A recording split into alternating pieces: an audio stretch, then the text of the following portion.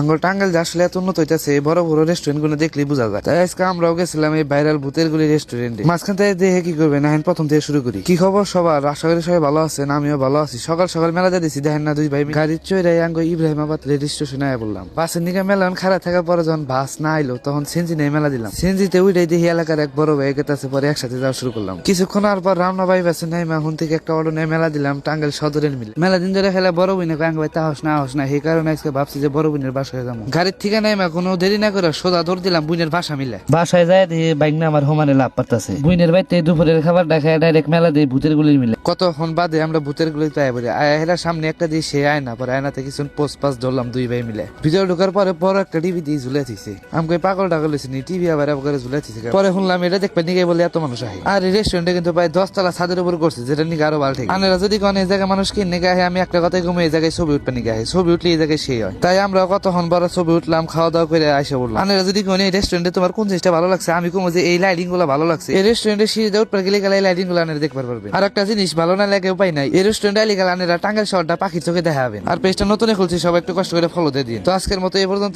আগামী কোনো এক ভিডিওতে দেখা হবো অনেক।